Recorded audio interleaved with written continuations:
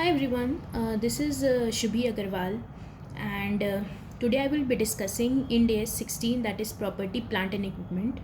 Through this video, I have tried to explain the standard, its practical implications, and uh, I have tried to explain the standard so that it will be easier when you attempt your exam or for the basic understanding of the concepts. I have taken the material from I have used ICI module for the content. So let's start. I hope this video will be of some help to you. Okay, so let's start. Ind AS 16, that is property, plant and equipment. Basically जो fixed assets होते हैं उसके बारे में हम बात करते हैं इंड AS 16 में. प्रॉपर्टी, प्लांट एंड इक्विपमेंट, इसको नाम दे दिया गया है under Ind AS 16. So basically इसमें हम क्या डील करेंगे? इसमें हम डील करेंगे अबाउट द रिकॉग्निशन. हम कैसे PPE को रिकॉग्नाइज करते हैं.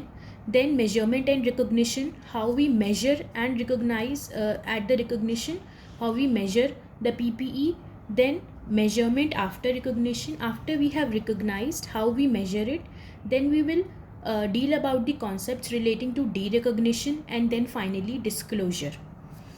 So basically we will be dealing about this, and in this I will be giving you a brief intro about this Ind AS, the basics about what is it all about, and we will also deal about the recognition part in this video. So let's start. Okay, so basic objective इस standard का क्या है? So the basic objective of this standard is to prescribe the accounting treatment for property, plant and equipment, so that the users of financial statements can discern information about the entity's investment in property, plant and equipment and the changes in that investment. So it is basically about prescribing the accounting treatment for PPE. अब आते हैं इसके scope पे. क्या क्या ये standard cover करता है? This scope is important because there are several standards in Ind AS which deals with different things, and if you're not clear about the scope, you are going to mix all these standards. So the scope has to be clear कि इस standard में क्या क्या cover होता है. तो इसको आप ध्यान से देखें स्कोप को. So standard shall be applied in accounting for PPE except when other standard requires or permits a different accounting treatment. अगर किसी और स्टैंडर्ड में कोई और अकाउंटिंग ट्रीटमेंट दिया गया है तो आप उसके हिसाब से करेंगे. अदरवाइज जो इस स्टैंडर्ड में इंड AS 16 में प्रिस्क्राइब किया गया है accounting treatment, we will be doing it according to that. ठीक है. अब किस किस पे ये स्टैंडर्ड अप्लाई नहीं होता है? So this standard shall does not apply to PPE classified as held for sale. अगर PPE हेल्ड फॉर सेल है तो उसके लिए एक सेपरेट स्टैंडर्ड है, दैट इज़ इंड AS 105. तो अगर it is held for sale then we will use Ind AS 105 and not Ind AS 16, that is 16. Then biological assets related to agricultural activity other than bearer plants. तो जो biological assets होते हैं जैसे हमारी cattle हो गई, other biological assets हो गए जो कि एग्रीकल्चरल एक्टिविटी से रिलेटेड होते हैं, वो इस स्टैंडर्ड में कवर नहीं होते हैं. That they are separately covered under Ind AS 41. But जो बियरर प्लांट्स होते हैं that is covered under Ind AS 16. Bearer plants are basically those plants that produce that is used in the production or supply of agricultural produce, और जो expected होते हैं कि वो एक साल से ज़्यादा प्रोड्यूस करेंगे. फॉर एग्ज़ाम्पल जो हमारे प्लांट्स हो गए, for example mango plant etcetera, जो कि एक साल से ज़्यादा सर्वाइव करते हैं और जो एक साल से ज़्यादा प्रोड्यूस करते हैं, they are known as bearer plants. और इसको हम इस स्टैंडर्ड में ही इसके हिसाब से हम इसका अकाउंटिंग ट्रीटमेंट करते हैं. Then comes the recognition and measurement of exploration and evaluation assets. Exploration and evaluation assets के लिए एक separate standard है, that is Ind AS 106. तो उसका भी यहाँ पे recognition नहीं होता है इस standard के under. Then mineral rights and mineral reserves such as oil, natural gas and similar non-regenerative resources इसका भी इसमें कवर नहीं होता है स्कोप। देन तो ये हमारे 4 हो गए जिसमें ये स्टैंडर्ड अप्लाई नहीं होता है। पहला, अगर एसेट हेल्ड फॉर सेल है। दूसरा, अगर बायोलॉजिकल एसेट है एक्सेप्ट बेयरर प्लांट्स। तीसरा, अगर एक्सप्लोरेशन एंड इवैल्यूएटिव एसेट्स है। और चौथा, अगर mineral rights and mineral reserves है। तो इसमें ये स्टैंडर्ड अप्लाई नहीं होता है। लेकिन however the standard applies to PPE used to maintain और develop the asset described in B2D। लेकिन अगर कोई PPE है जो कि इन चारों एसेट जो हमने अभी डिस्क्राइब किए उसको मेंटेन करने में हेल्प करता है, then that PPE shall be treated as per this standard only. Okay. An entity accounting for investment property in accordance with IND AS 40 investment property shall use a cost model in this standard for owned investment property. अगर investment property है, कोई property investment purposes से use करी जा रही है, that will be treated as per IND AS 40। लेकिन अगर वो इन्वेस्टमेंट प्रॉपर्टी ओन्ड है तो उसको कॉस्ट मॉडल जो कि इस स्टैंडर्ड में डिफाइन किया गया है, जिसको हम आगे देखेंगे, इस टाइप से यूज़ होगा। तो एक बार आप इसको रीड कर लो। जैसे आप आगे स्टैंडर्ड्स पढ़ोगे तो आपके और क्लैरिटी आएगी इसके ऊपर कि क्या क्या चीज़ें हमारे स्कोप में डिफाइन हैं और क्या क्या नहीं है। ठीक है, तो ये हो गया स्कोप, समझ में आ गया स्कोप। अब आगे चलते हैं definition. So basically this is important. Definition, PPE होता क्या है? तो PPE जैसे हम नॉर्मल अकाउंटिंग में पढ़ते थे, फिक्स्ड एसेट्स जो कि हमारे होते हैं, प्लांट्स, लैंड, बिल्डिंग, ये सब जो होते हैं उसको PPE बोलते हैं। बट इंस्टीट्यूट ने डेफिनेशन दी है जिसके अकॉर्डिंग ही ट्रीटमेंट होता है। तो basically PPE are tangible items. Okay, tangible items that are held for use in production or supply, rental, administrative purposes, expected to used during more than one period. तो basically tangible items होने चाहिए, we can touch those items.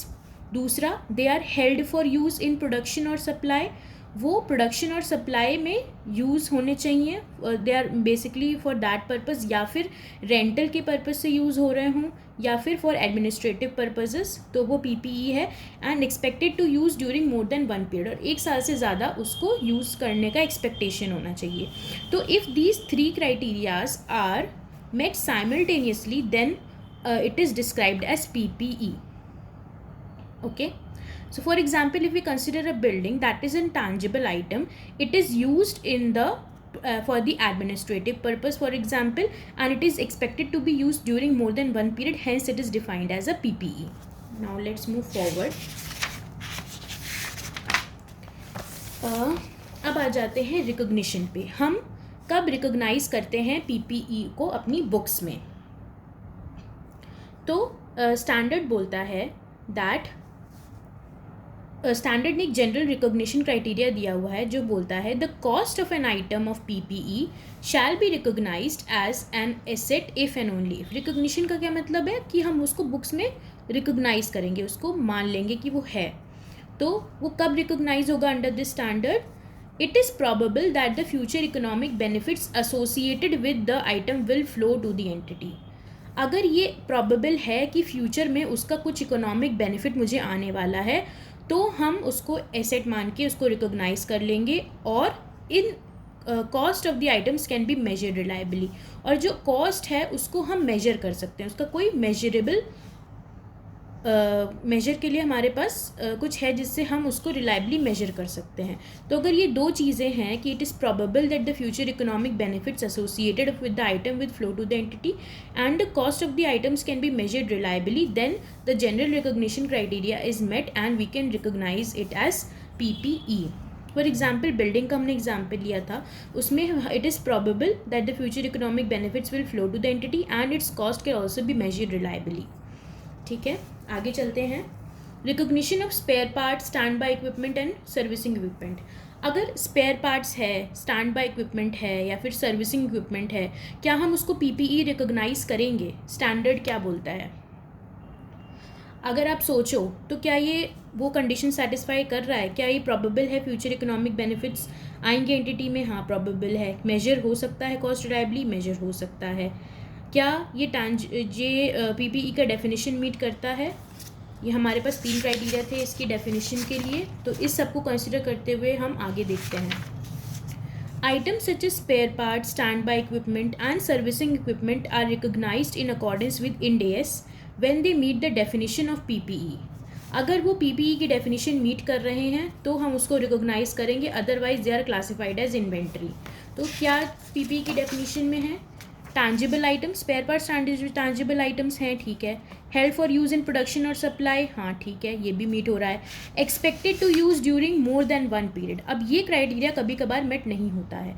If this criteria is met then we will recognise it as PPE और उसको हम इसी model के अंदर treat करेंगे, इस Ind AS 16 के अकॉर्डिंगली ट्रीट करेंगे. अदरवाइज उसको Ind AS 2 that is inventory के अकॉर्डिंग ट्रीट करेंगे. Okay, let's move forward. Measurement at recognition. Okay, तो अब हम कॉस्ट रिकोगनाइज करेंगे तो उसका मेजर कैसे करेंगे? Okay, so measurement at recognition. Items qualify for recognition as an asset should initially be measured at the cost. तो जो items that qualify for recognition as an asset उसको हम कॉस्ट पे मेजर करेंगे. जो भी कॉस्ट होगी उस पर इनिशियली, उसको इनिशियली की बात हो रही है, इनिशियली मतलब शुरू में, वो कॉस्ट पे मेजर होगी. ठीक है. अब एलिमेंट्स ऑफ एक्वायर्ड एसेट, अब इनिशियली कैसे मेजर करेंगे, किन किन को हम कॉस्ट में इंक्लूड करेंगे, किन किन चीज़ों को नहीं करेंगे, ये स्टैंडर्ड क्लियरली डिफाइन करता है. इसको अब अगर आप सही से देख लोगे तो कंफ्यूज नहीं होंगे इलस्ट्रेशंस में या आगे जो भी क्वेश्चंस आएंगे इससे रिलेटेड. तो इनिशियली मेजर्ड एट कॉस्ट, पहला इसमें हम क्या कंसिडर करते हैं? Purchase price including import duties and non refundable purchase taxes. तो जो भी परचेज प्राइस होगा including import duties and non refundable purchase taxes, वो इंक्लूड होगा. अब इसमें लिखा है नॉन रिफंडेबल परचेज टैक्सेस, जो कि रिफंडेबल नहीं है. अगर वो रिफंडेबल हैं,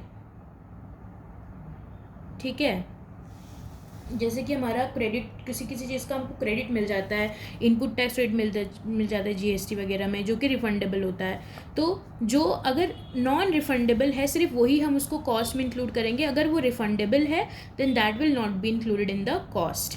दूसरा directly attributable cost. Directly attributable मतलब जो डायरेक्टली उससे जुड़ी हुई कॉस्ट है, उस एसेट से जुड़ी हुई cost, that is directly attributable cost. ठीक है. और initial estimate of the cost of dismantling and removing the item and restoring. और जो इनिशियल एस्टिमेट है cost of dismantling and removing the items and restoring. अब इसमें इस पर काफ़ी इलस्ट्रेशंस बनते हैं, ICI बनाता है. फॉर एग्ज़ाम्पल कोई एसेट है, उसको पता है कि ये एसेट 10 साल का है और हमें पता है कि 10 साल के एंड में उस एसेट को डिसमैंटल करना पड़ेगा और उसको हटाने के लिए कुछ कॉस्ट इनकर होगी. तो उस जो भी उस टाइम पे 10 साल बाद वो कॉस्ट लगेगी उसको हम एस्टिमेट कर लेते हैं शुरू में ही कि हाँ 10 साल बाद ये कॉस्ट लगेगी, और उसको प्रेजेंट वैल्यू पे ला कर हम उसकी कॉस्ट एस्टिमेट करके उसको कॉस्ट में जोड़ देते हैं. This is how it is recognised. क्योंकि हमको शुरू में पता है कि हाँ ये कॉस्ट इनकर होगी, तो उसको हम as a cost portion include कर देते हैं ऑफ द एसेट. ओके, तो ये 3 चीज़ें हमारी इनिशियली मेजर्ड एट कॉस्ट में आ जाती हैं, जो कि कॉस्ट कंप्राइज करती हैं PPE की. अब what are the examples of directly attributable cost?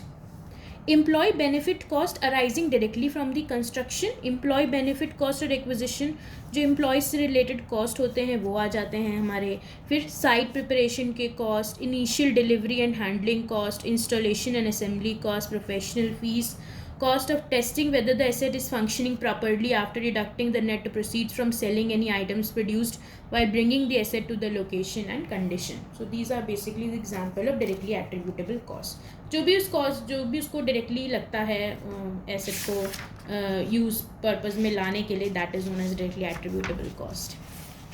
Okay, आगे चलते हैं. Examples of cost that are not the cost of an item of PPE. अब क्या हम कॉस्ट में कंसिडर नहीं करेंगे, इसको भी आप ध्यान से देख लो तो आप कंफ्यूज नहीं होगे आगे. ठीक है. Cost of conducting business in a new location और with a new class of customer including cost of staff training. अगर कोई बिज़नेस है जो कि नई लोकेशन पे जा रहा है, या फिर हम नई लोकेशन पे कोई बिज़नेस कंडक्ट कर रहे हैं और उससे रिलेटेड कोई कॉस्ट है, या फिर न्यू क्लास ऑफ कस्टमर हमने एक्वायर किया है तो स्टाफ ट्रेनिंग कॉस्ट हुई, तो that is not include in the cost of the asset. ठीक है। फिर cost incurred in introducing a new product और सर्विस, अगर कोई नया प्रोडक्ट और सर्विस इंट्रोड्यूस कर रहे हैं, उससे रिलेटेड अगर कोई कॉस्ट इनकर हो रही है, then that is also not included in the cost of the item of PPE. Then cost of opening a new facility, अगर कोई हम नई फैसिलिटी ओपन कर रहे हैं तो उससे रिलेटेड जो भी कॉस्ट होंगी, that is not included in the cost of PPE. And administrative and other general overhead cost, जो भी administrative and general overhead cost होती है एडमिनिस्ट्रेटिव पर्पज से रिलेटेड, जो कि एसेट्स उसका कोई लेना देना नहीं है, वो एडमिनिस्ट्रेटिव पर्पज के लिए है, that is not included in the item of cost of item of PPE. Okay. अब कुछ स्पेसिफिक आइटम्स हैं जो कि क्या कहते हैं, और चीज़ें हैं छोटी छोटी जो कि हम कंसिडर, जो कि हम आगे अभी देखेंगे कुछ मिनट्स में। ये इसलिए इम्पॉर्टेंट है क्योंकि आईसीआई इससे भी क्वेश्चंस बना देता है, और वो क्वेश्चंस पूछता है तो वो बेसिकली जो ट्रिकी चीज़ें होती है उससे ही क्वेश्चंस पूछता है, सिंपल चीज़ें आपसे नहीं पूछता है आईसीआई। ठीक है, तो इसको हम देखते हैं। तो जब तक आपके कॉन्सेप्ट्स क्लियर नहीं होंगे, आप एग्ज़ाम में कंफ्यूज कर सकते हो कि क्या करना है क्या नहीं करना। Okay. Cost of self-constructed asset and bearer plants.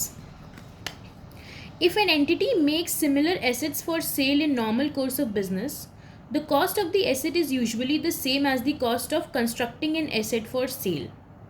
Therefore, any internal profits are eliminated in arriving at such cost.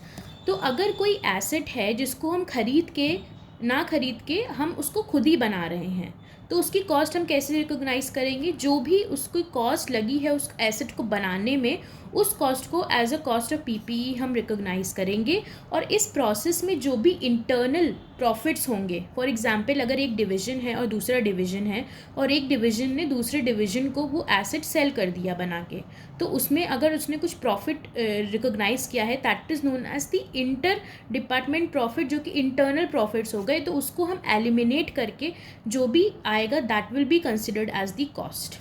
Okay. Then cost of abnormal amounts of wasted material, labor or other resources incurred in self-constructing an asset is not included in the cost of asset.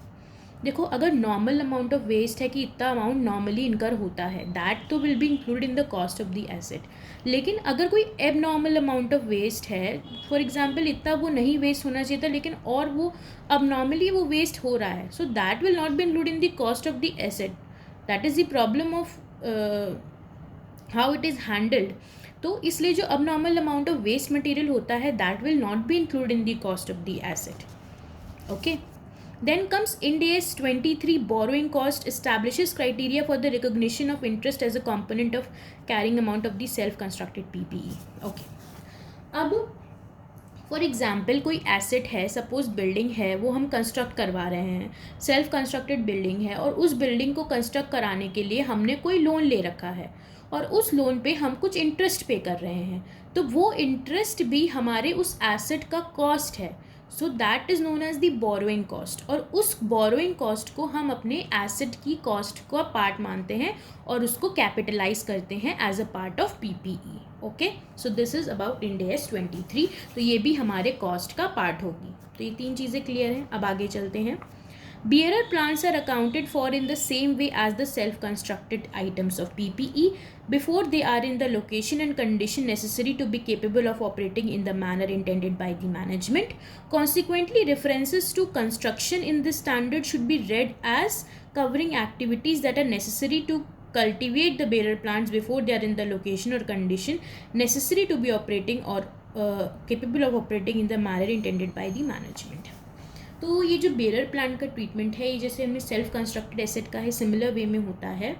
इसमें ये बोल रहे हैं कि जब तक कि they are not in the location and condition necessary and capable of operating in the manner intended by management को जिस पर्पज़ से वो बेरर प्लांट चाहिए, अगर वो जब तक उस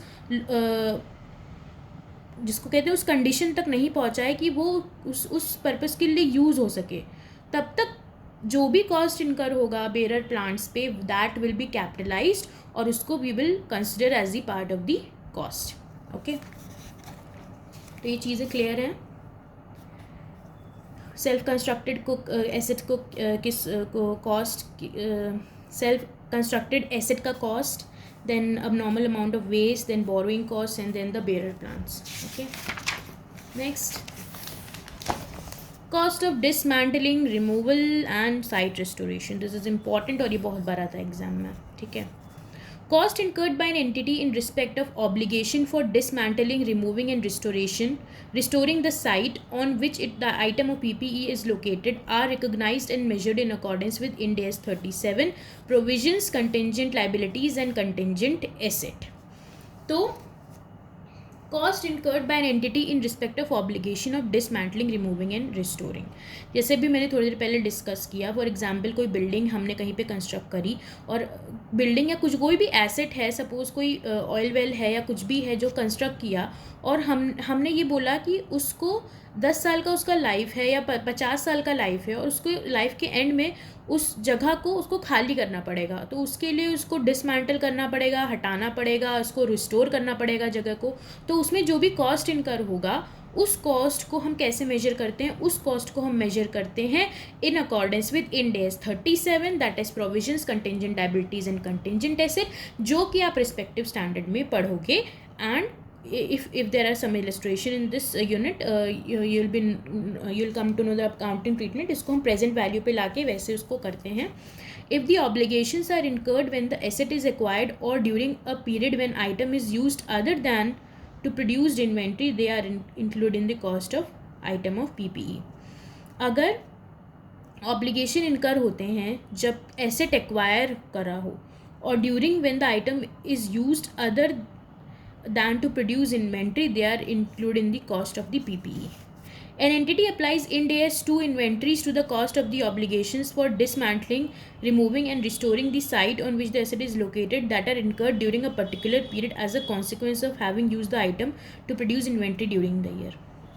अगर कोई ऐसी चीज़ है जो कि मतलब इन्वेंट्री प्रोड्यूस करने में वो डिसमैंटलिंग कॉस्ट लग रहा है या उस टाइप का, तो उसको इंड AS 2 के ट्रीटमेंट में उसको हम इंड AS 2 का पार्ट मान के उसको उसकी कॉस्ट मानते हैं. That is a different concept. Basically ये फिक्स्ड एसेट पे ही अप्लाई होता है, जो कि सिंपल कॉन्सेप्ट पूछा जाता है. This is sometimes asked, rarely asked.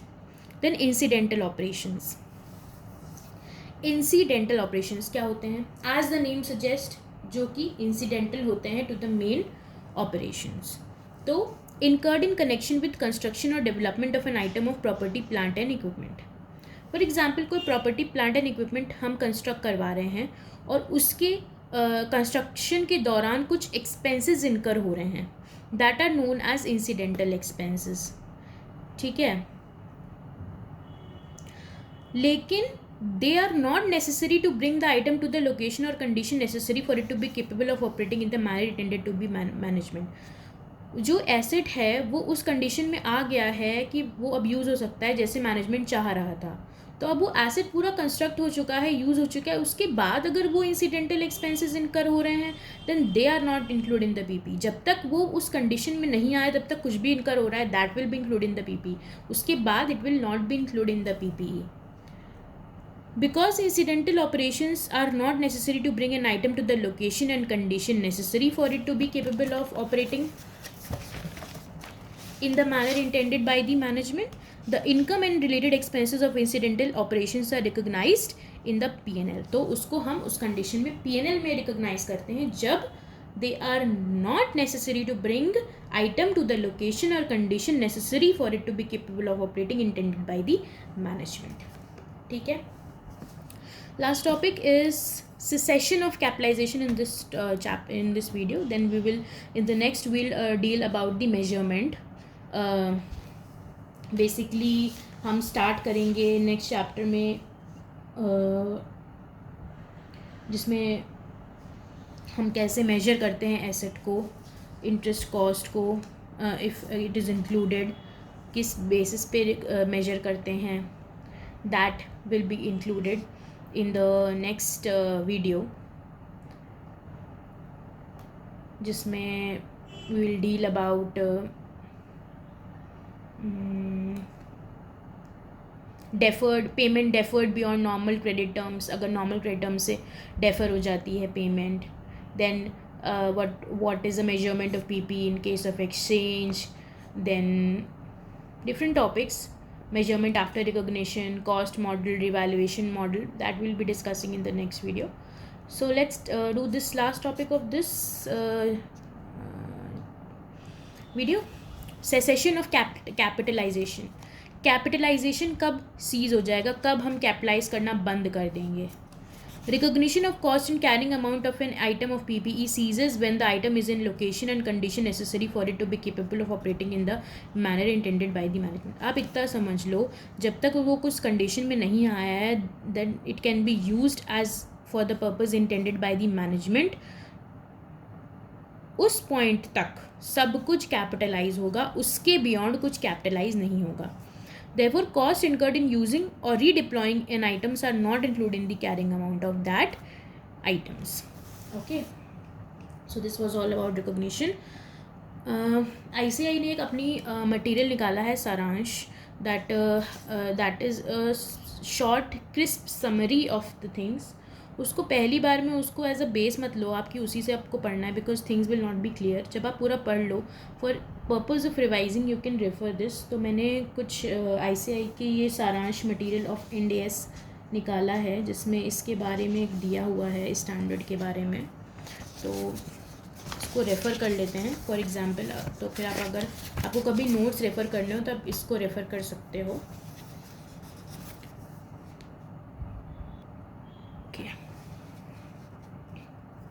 सो क्या बोलता है ये, Indian accounting standard Ind AS 16 property plant and equipment PPE and its recognition. PPE are tangible items that are held for sale, that are held for use, are expected to be used during more than one period, held for use for the production of supply of goods and services, for rental to others, for administrative purpose. अभी हमने ये discuss कर लिया है.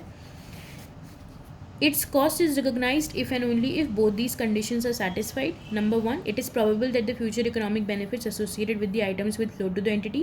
The cost of the items can be measured reliably. इसके फिर हम दो पार्ट्स देखते हैं, recognition at initial cost, recognition at subsequent cost. Initial cost, अगर if the items of property plant and equipment is not directly increasing the future benefits that is necessary for an entity to obtain future economic benefits from its other assets.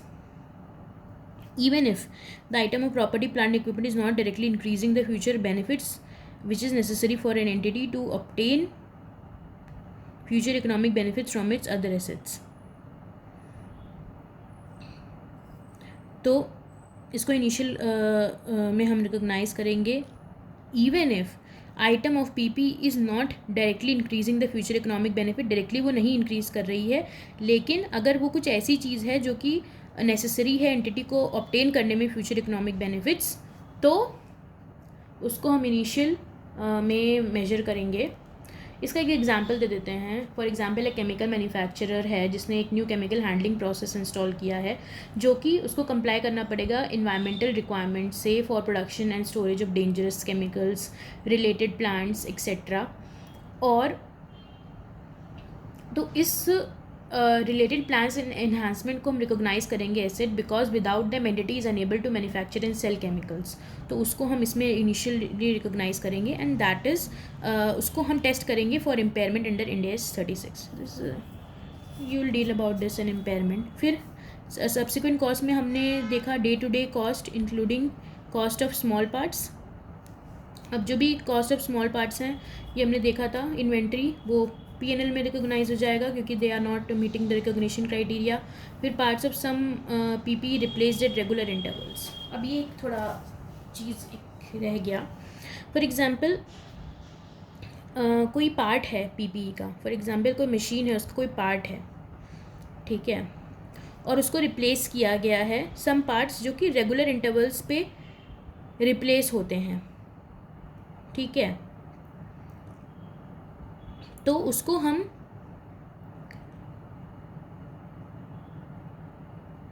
Parts of some items of PP replaced at regular intervals, regular major inspections. तो recognise and carrying amount of PPE recognition criteria is met. जो basically जो recognition criteria हमारा होता है, जो हमने शुरू में पढ़ा, अगर वो मेट हो जाता है तो उसको हम पीपीई में रिकोगनाइज करते हैं। बेसिकली जो बड़े बड़े रिप्लेसमेंट्स होते हैं जिनकी लाइफ ज़्यादा होती है, फॉर एग्ज़ाम्पल कोई बड़ा पार्ट शिप का ख़राब हो गया या कोई शिप है वो उसका बड़ा पार्ट ख़राब हो गया, तो that is part of our PPE. लेकिन अगर छोटे मोटे रिप्लेसमेंट्स हैं जो कि रिकोगनिशन क्राइटेरिया मीट ही नहीं कर रहे हैं, तो उसको हम पीपीई में रिकॉर्ड नहीं करते हैं, उसको पीएनएल में रिकॉर्ड करते हैं। और अगर carrying cost of those replace parts previous inspection as the case में भी इज़ री रिकोगनाइज्ड। अगर कोई पार्ट हटता है उससे, तो जो भी उसका कैरिंग अमाउंट होता है that is D recognised. For example कोई मशीन है, उस अगर 500 की मशीन है, 500 मिलियन की, और उसमें सपोज़ 50 मिलियन का कोई पार्ट रिप्लेस होता है, कोई पार्ट ख़राब हो जाता है, तो उस पार्ट को हटाने का जो 50 मिलियन का जो पार्ट था उसका जो कैरिंग अमाउंट होता है that we will derecognise. ठीक है, ये समरी है, इसको आप रेफर कर सकते हो। आगे हमने क्या देखा था, measurement of PPE an item at recognition, does it qualify as for the recognition of an asset. अगर नहीं तो उसको हम पीएनएल में रिकॉर्ड करेंगे। अगर हाँ, it shall be measured at cost, जिसमें क्या आता है, प्राइस, परचेज प्राइस, जिसमें आता है, जिसमें हम import duties and non refundable purchase taxes को ऐड कर देते हैं और ट्रेड डिस्काउंट्स और रिबेट्स को सबट्रैक्ट कर देते हैं। और डायरेक्टली एट्रीब्यूटेबल कॉस्ट जब हमने देखा था वो सब है इसमें, cost of employ benefits arising directly from the construction and acquisition of items of PPE, cost of the site preparation, initial delivery and handling cost, installation and assembly cost, net cost of testing, professional fees. और फिर आ जाता है initial estimates of removing the and dismantling and removing the items of restoring. Is the cost incurred when the item is acquired और cost incurred for the use PPE during a particular period. Yes, तो उसको हम capitalise कर लेंगे PPE. No, capitalise in the cost of inventory, also recognise and measured in as per the provision of Ind AS 37। अब कुछ notes दिए हुए हैं इससे रिलेटेड जो कि हम ऑलरेडी डिस्कस कर चुके हैं। Items such as spare parts, standby equipment and servicing equipment are recognized when they meet the definition of PPE, otherwise they are classified as inventory. The recognition of cost and carrying amount of the item of PPE ceases when the item is in the location and condition necessary for it to be capable of operating in the manner intended by the management. Cost incurred in using or redeploying an item is not included in the carrying amount of that item. Incidental operations that are not necessary to bring an item to the location and condition necessary for it to be capable of operating in the manner intended by the management. The income and related expenses, such incidental operations are recognized in the profit and loss and included in the respective classification of income and expense. The cost of self-constructed asset is determined using the same principle as for the acquired asset. Any internal profits are eliminated in arriving such cost. Similarly, the cost of abnormal amounts of wasted material, labor, and other resources incurred in self-constructing an asset is not included in the cost of the asset. Bearer plants are accounted for in the same way as self-constructed items of PPE. इसके आगे आता है measurement of cost, जिसको हम अपनी next video में cover करेंगे. Thank you so much for watching. I hope this was of some help to you, and you can refer this material. This is very nice, Saransh, and meet you in the next video. Thank you so much for watching.